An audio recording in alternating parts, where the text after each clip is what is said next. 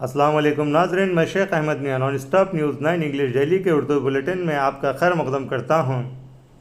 महेश्वरम मंडल Telangana state के शाहीन नगर इलाक़े में Telangana state human rights commission, international human rights organisation और वीआईपी ह्यूमन राइट्स एसोसिएशन के जानिब से ह्यूमन राइट्स कैंप अमल में लाया गया।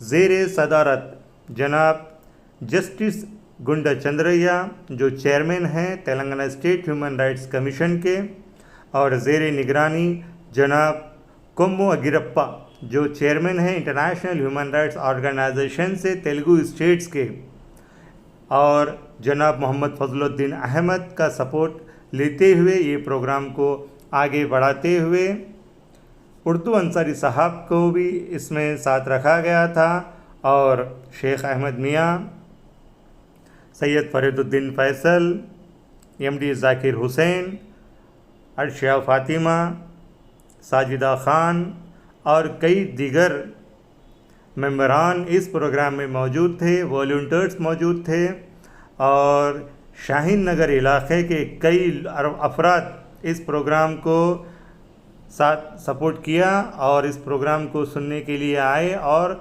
उनमें ह्यूमन राइट्स के अवेयरनेस कैंप के तौर पे ये प्रोग्राम रखा गया था और वहाँ पे ये प्रोग्राम सक्सेसफुल साबित हुआ। आज के मौजू में यही है कि आज ह्यूमन्स डे है, तो ह्यूमन्स डे का जो हक़ है हम सबको अदा करना है, ना ही सिर्फ अपने घर में बल्कि अपने पड़ोस में, अपने रिश्तेदार में, अपने भाई बहन में, अपने भाईचारे में, अपने दोस्ताने में। मेरी प्यारी बहनों, मुझे सिर्फ 2 लफ्ज़ में अपनी बात ख़त्म करनी है, क्योंकि हम हिंदुस्तानी हैं। एक माँ की आशा है, एक बाप की आशा है, जो हम अपने बहनों के, अपने भाइयों को जो मोहब्बत से देखते हैं। माँ बाप जिस अरमान से हमें अपने घर को पहुंचाते हैं, जिस अरमान से अपनी डोली उठाते हैं, उसकी लाज रखें। उसकी लाज रखने का मतलब ये नहीं कि माँ बाप हमको एक के हाथ बांधे, एक के घर पहुँचाए, ज़िम्मेदारी ख़त्म। लेकिन अपनी माँ बहनों से भी मैं गुजारिश करती हूँ कि अपनी बहनों को, अपनी बेटियों को ऐसी सीख दे, ऐसी परवरिश दे, ऐसे अखलाक सिखाएं। पहले दीन का माहौल अपने घर में फैलाएं, इनका माहौल अपने घर में फैलाएं। जिस घर में नमाज होती है, जिस घर में कुरान खुलती है, जिस घर में कुरान की इबादत होती है, उस घर में कभी कोई परेशानी, कोई फाका नहीं आता। जिस घर में माँ बाप की तरबियत से जो बच्ची अपने माँ बाप की फरमाबरदारी करती है, जो बच्चा अपने माँ बाप के हुकूक को समझता है, जो अपने माँ बाप की ज़िम्मेदारी उठाता है, जो अपने घर की परिवार की ज़िम्मेदारी उठा सकता है, वो बंदा अपनी बीवी, अपने बच्चे और अपने हुकूक को बखूबी निभाने की ताकत रखता है। ये मेरा मानना है, आप सबका भी है, मैं समझती हूँ यही मानना है। अगर इस तरह से हम अपने घर को और अपने ससुराल को एक समझे तो कोई घर नहीं टूट सकता, कोई घर नहीं बिगड़ सकता, कोई शौहर अपनी बीवी से दूर नहीं हो सकता, कोई बीवी अपने शौहर से दूर नहीं हो सकती। अगर लड़की चाहे तो डॉक्टर बन सकती है, लड़की चाहे टीचर बन सकती है, लड़की चाहे पायलट बन सकती है, लड़की चाहे एक आला मुकाम हासिल कर सकती है, तो फिर लड़ाई किस बात की हो सकती? लेडीज़ में लड़ाई किस बात की? सिर्फ जलन और हसद की। एक उंगली हम जब ऐसा उठाते हैं तो 3 उंगलियां हमारी तरफ उठती हैं। आप ये उंगली जो उठा रहे हैं वो सिर्फ कलमे शहादत के लिए उठाएं, अल्लाह आपकी दुनिया और आखिरत संवार देगा। तो मेरी प्यारी बहनों, मुझे बस यही कहना है कि हम अगर मोहब्बत का खुलूस रखते हैं अपनी माँ बाप के साथ, अपने ससुराल के साथ, अपने सास ससुर के साथ, अपने शौहर के साथ, तो हमारी दुनिया में और आखिरत में जन्नत है। हमारे शौहर के हुकूक हम समझ गए, हमारे ससुराल के हुकूक हम समझ गए, तो हमें कहीं भी किसी से चूक नहीं मिलेगी, कहीं हमारी हार नहीं होंगी। आयशा का जो जिक्र चल रहा है आजकल हर ज़ुबान पे, क्या वो वाजिब था? आयशा का क्या फ़ैसला सिर्फ सही था? क्या आयशा का सुसाइड करना बेहतर था? क्या आयशा को इंसाफ नहीं मिल सकता था? आयशा का जो सुसाइड का फ़ैसला है, इसका देखकर 3 सुसाइड और हुए हैं। क्या वो लोग का फ़ैसला सही था? क्या हम लेडीज़ इतने कमज़ोर हैं कि अपने हक़ के लिए नहीं लड़ सकती? क्या हम आज ऑर्गेनाइजेशन खोल के बैठे हैं किस लिए? एक दूसरे को सपोर्ट करने के लिए, एक दूसरे की ताकत बनने के लिए, एक दूसरे की हिम्मत बनने के लिए। हम अपने परिवार में ही अपना मसला हल कर सकते हैं चाहे तो। कुरान पाक में हमें अल्लाह ताला ने इरशाद फरमाया, हर एक बात की लड़ाई का हक अपने को दिखाया है। सूरह बकरा में अपने घर की बरकत का हक अपने को बताया है। सूरह निसा में अपने को हर चीज़ की फजीलत बताई है। सूरह ताहा में अपने को हर चीज़ का तरीक़ा सिखाया है। सूरह फातिहा में अपने घर की बरकत के बारे में हमें बताया गया है। क्या हम उस चीज़ को अमल करते हैं? अगर हम अमल करते हैं तो हमारे घर में कभी लफड़े लफाए नहीं हो सकते। गोद में बैठ गई। मेरी प्यार से यही कहना है कि बस अपनी ज़िंदगी को संवारो, अपनी ज़िंदगी को मोहब्बत में तब्दील करो, अपनी ज़ुबान में मिठास लाओ, अपने दिल में रहम लाओ, अपने दिल में और अपनी नज़र में शर्म रखो, दिल में मोहब्बत रखो। तो आपके ऊपर कोई उंगली नहीं उठा सकता, आपसे कोई गिला शिकवा किसी से नहीं हो सकता। कोई गिला शिकवा करता है तो उसे माफ़ करने की हिम्मत रखो। मेरी वालदा जो मुझे आज इस मुकाम पे खड़ी हूँ, वो मेरी वालदा की हिम्मत। आज जो मैं इस मुकाम पे खड़ी हूँ, इस काबिल हूँ, आप लोगों के बीच में हूँ, वो मेरी वालदा की मेहनत है। क्योंकि मेरी वालदा हमेशा मुझे बेटी नहीं बेटा बन के संभाली है। आज मेरी वालदा आप सबके बीच है, अल्हम्दुलिल्लाह। आज उनके दुआओं का असर है जो मैं आप लोगों के सामने आज पेश हुई हूँ। आज उनकी हिम्मत है जो मैं आप लोगों के सामने हूँ। और मैं आज जो कुछ भी किसी आप सब के लिए मदद के लिए ठहरी हूँ, उनके हौसला अफजाई के लिए ही मैं ठहरी हूँ। क्योंकि मेरी वालदा ने कभी मुझे कमज़ोर बनने नहीं दिया। मेरी वालदा कभी भी मुझे ऐसा नहीं सिखाया कि बेटा मैं तेरे पीछे हूँ। मेरी वालदा ने पहले मुझे ये हक़ सिखाया कि अल्लाह तेरे साथ है, मेरी दुआएं तेरे साथ हैं। और जिस बेटी के सर पे, जिस बेटे के सर पे माँ बाप की दुआएं है रहती, वो कहीं कमज़ोर नहीं हो सकता।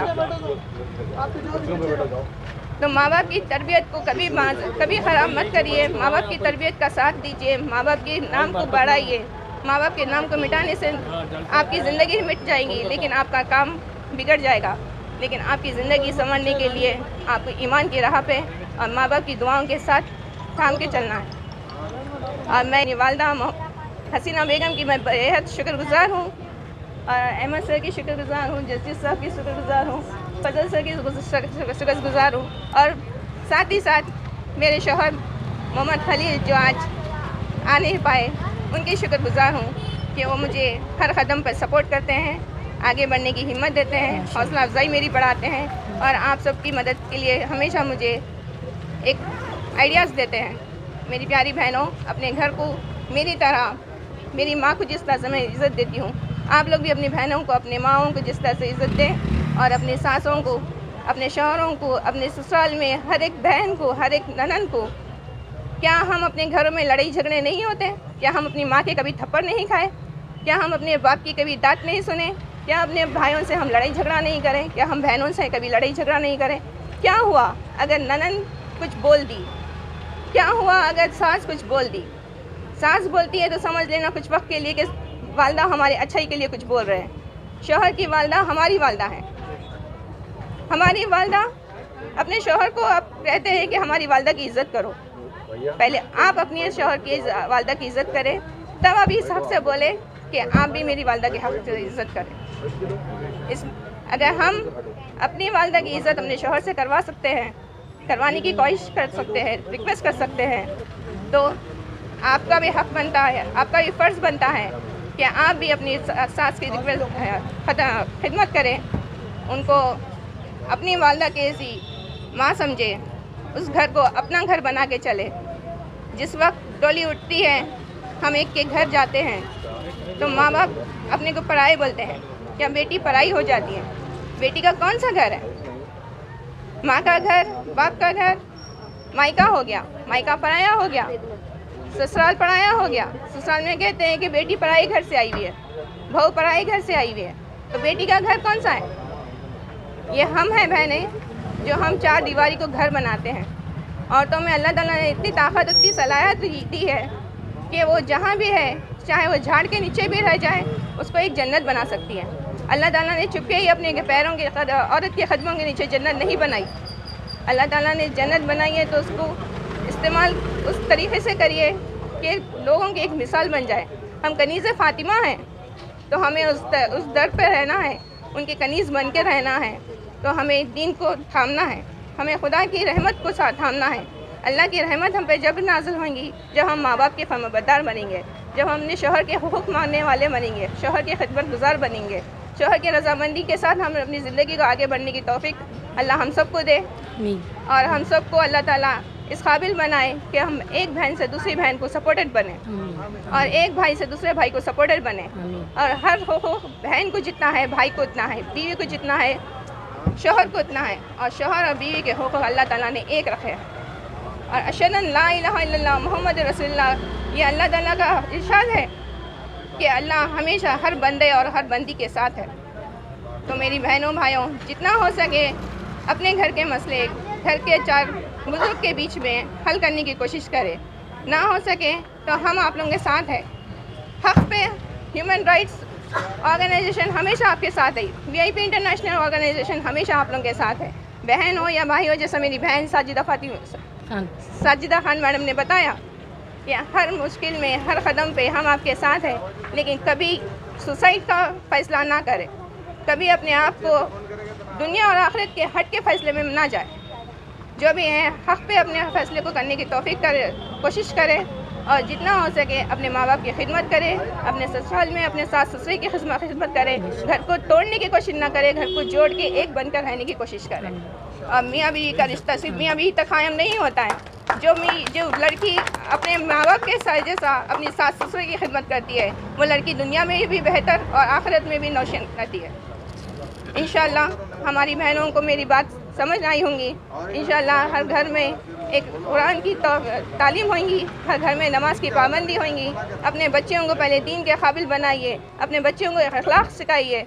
ऐसा आजकल के माहौल में बस पढ़ाई चल रही है, दीनी हर बच्ची के हाथ में फ़ोन हो गया, हर बच्चे के हाथ में फ़ोन हो गया, मीडिया में चल रहा है। लेकिन क्या उस फ़ोनों के साथ बच्चों को क्या तरबियत मिल रही है, कोई माँ देख रही है? ये सिर्फ तरबियत की बात माँ की नहीं, बाप की भी है, भाई की भी है, क्योंकि एक औरत 4 मर्द को खींच सकती है, बाप को, भाई को, शौहर को और मामू को। तो मेरे भाइयों और मेरी बहनों, घर का दीन का माहौल बनना बेहद ज़रूरी है, क्योंकि औरत जितनी ताकतवर है, जितनी कमज़ोर है, उतनी ताकतवर भी है। तो मेरी बहनों से यही गुजारिश है, घर में दीन का माहौल खोलिए, नमाज की पाबंदी करिए, कुरान को तर्जुमे से समझिए, तो आपके घर के मसले मसाइल अल्लाह ताला खुद अपनी रहमत के साथ सॉल्व कर देगा इंशाअल्लाह। चलिए इस बात की तकरीर के साथ मैं अपनी बात ख़त्म करती हूँ। अल्लाह हाफ़िज़। सुल्तान भी कहीं की प्रिंसेस थी, वो लोग भी बाद में बाहर इसलिए आए जब उनका राज्य बहुत परेशानी में था। रानी लक्ष्मीबाई, जिसके बारे में हमें स्कूल में भी पढ़ाया गया था, जिसकी कहावत हमेशा रहती कि खूब लड़ी मर्दानी वो तो झांसी वाली रानी है।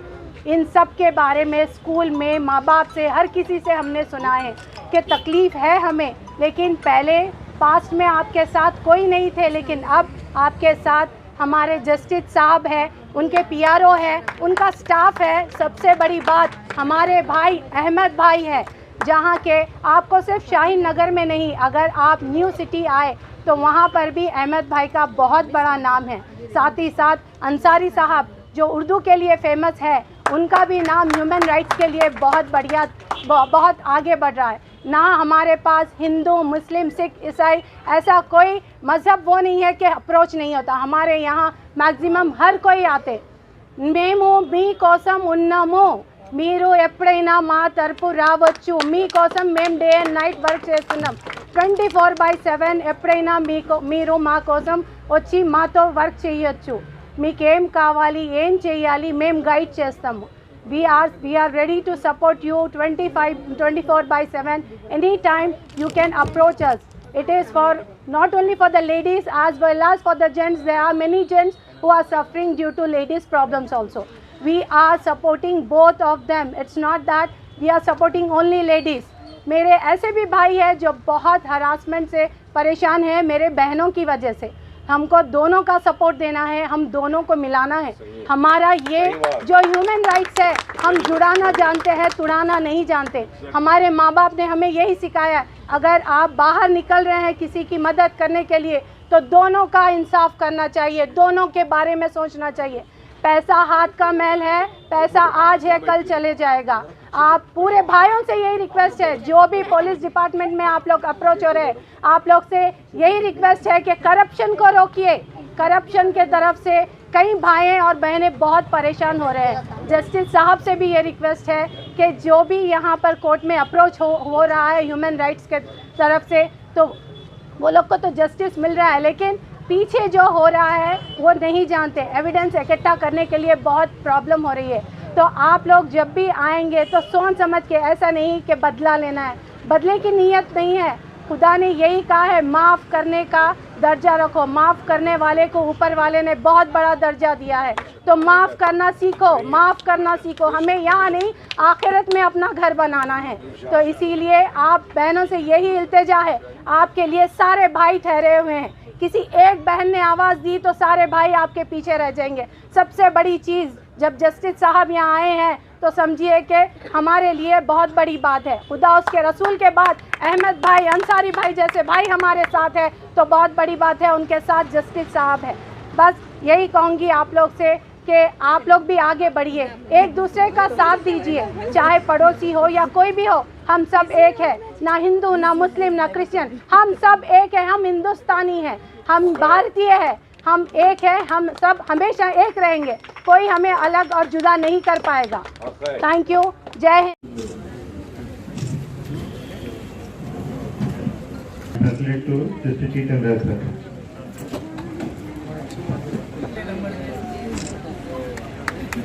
Thank you. खुशी करें। మనం ఆడవాళ్ళ కోసం ఎంతో పోరాటం చేయాలి. ఇంకా మన భారతదేశంలో ప్రపంచమంతా ఎక్కడో ఒక చోట ఆడవాళ్ళకు రక్షణ లేకుండా పోతుంది. చాలా మంది ఆడవాళ్ళు ఎంతో మంది బాధపడుతున్నారు. మగవాళ్ళకి ఇట్లా రక్షణ కావాలి.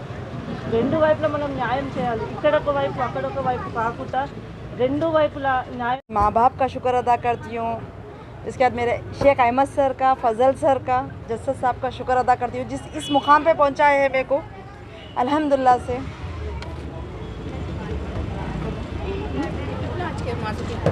आज उमन के इससे बोला जा रहा है, बोला जा रहा है आज। हर बार मेरी माँ ने मेरे को साथ दिए कि आगे बढ़ने के लिए, अल्हम्दुलिल्लाह से आज इस मुकाम पे हूँ मैं। और हर माँ को चाहिए कि हर औलाद को आगे बढ़ाना चाहिए। जिस तरह से लेडीज़ बैठे हुए घर पर, बास लेडीज़ है, हर माँ अपने बेटी को सपोर्ट करे तो हर बेटी आगे बढ़ सकती। पढ़ाई बहुत ज़रूरी है दुनिया में आजकल। औरत चाहे तो क्या नहीं कर सकती, औरत चाहे तो हर काम कर सकती है। औरत चाहे तो घर को संभाल सकती, घर को बिगाड़ सकती। राइट बनाते हुए आँख खोलने के बाद भी जब दिल खोलता है दुनिया अच्छा दिखता है।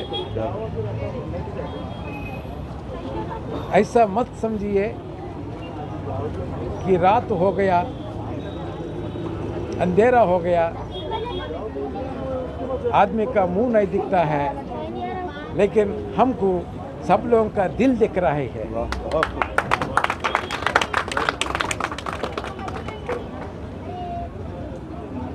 तो इसीलिए ये समय पे आप लोगों से मैं बात करने का कैसा करूं। अगर ये बात मेरे दिल में आया है, मेरे दिल से आपका दिल से मैं बात करना चाह रहा हूं।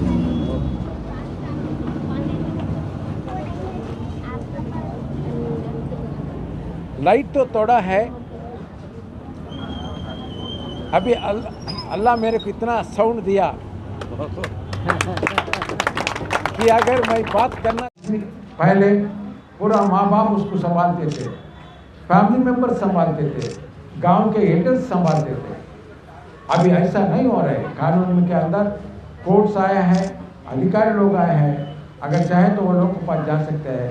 वो लोग को जाने से पहले you can take the services of the social organization like our international women organization.